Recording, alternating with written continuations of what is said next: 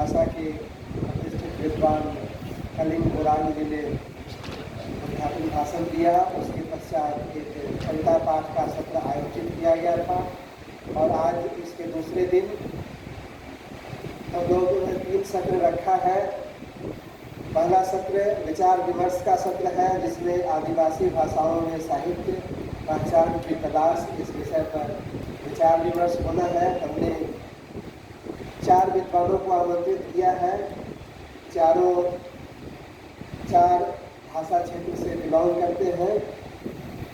इस सत्र की अध्यक्षता कर रहे हैं श्री HR बाडो जी, जो गालो भाषा के लेखक हैं अरुणाचल प्रदेश से। मैं उनको आमंत्रित कर रहा हूँ मंच पर। और हमारे बीच 3 अन्य भाषाओं के लेखक हैं। सादिक हरदासी जी, जो बल्टी भाषा का प्रतिनिधित्व करते हैं। क्रिस्टल कॉर्नेलियस डी मरक जी, जो गारो भाषा का प्रतिनिधित्व करते हैं। और श्रीमती हीरा मीणा जी, जो मेरी भाषा का प्रतिनिधित्व करती है। आप सभी से अनुरोध है कि कृपया मंच पर आ जाएं। हमारे बीच साहित्य अकादमी के सामान्य सभा जनरल काउंसिल के मेंबर श्री विकास राय देव वर्मा जी हैं। मैं उनसे अनुरोध करूंगा कि हमारे सभाध्यक्ष श्री HR बाडो जी का अभिनंदन करें, उनको गमछा पहना करें। आइए।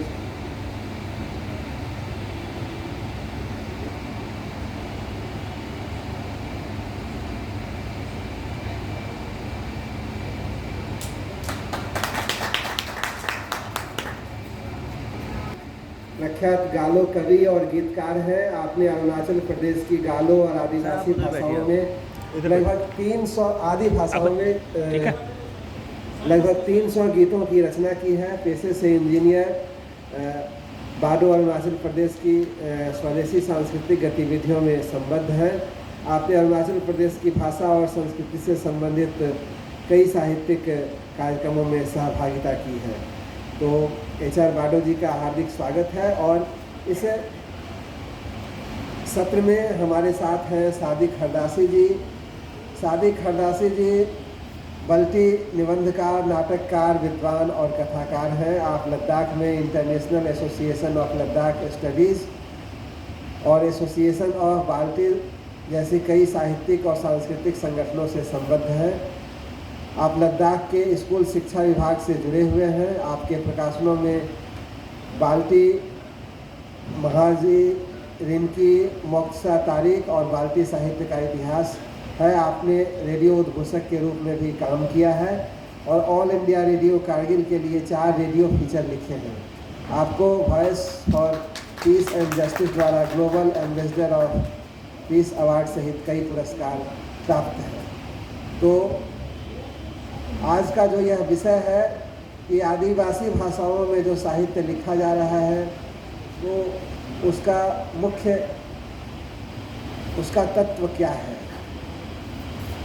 उसका एक उद्देश्य, जैसे कल चर्चा हो रही थी, हमारे कलिंग बुरांग साहब ने कहा कि हम अपने बारे में, मतलब आदिवासी अपने बारे में जितना ऑथेंटिक, जितना प्रामाणिक चीज़ें बता सकते हैं लोगों को, दूसरे लोग 1 महीने 2 महीने रह करके आपके बारे में नहीं बता सकते हैं। तो आपके अपनी भाषा में, आपके अपने साहित्य के माध्यम से आप किस तरह से अपनी पहचान को दुनिया के सामने ले जाने के लिए प्रस्तुत हो रहे हैं। एक तो ये रास्ता है कि आप अपनी भाषा में लेखन कर रहे हैं, लेकिन सबसे बड़ी बात है कि उसको अपनी भाषा के लोग तो आपके बारे में सब कुछ जानते हैं, लेकिन आपकी पहचान को दूसरों तक पहुंचाने की ज़रूरत है। तो उसके लिए दूसरी भाषाओं में लिखने की ज़रूरत है।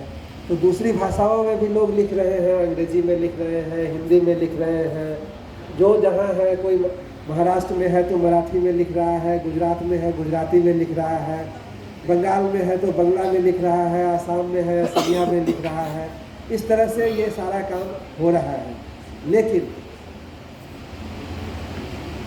मूल रूप से दूसरी भाषा में लिखना और अपनी भाषा में लिख करके अपनी भाषा में लिखे हुए में आपकी पहचान से संबंधित जो चीज़ है, आपकी अस्मिता से जुड़ी जो चीज़ें हैं, उसको दूसरों तक पहुंचाना, जो अनुवाद के माध्यम से संभव है। तो इस तरह की तमाम बातें हैं जिन पर आज के हमारे विद्वान चर्चा करेंगे और यह इसकी तमाम संभावनाओं पर विचार करेंगे। तो मैं सबसे पहले आमंत्रित कर रहा हूँ मोहम्मद सादिक हरदासी जी को उनके आलेख के साथ।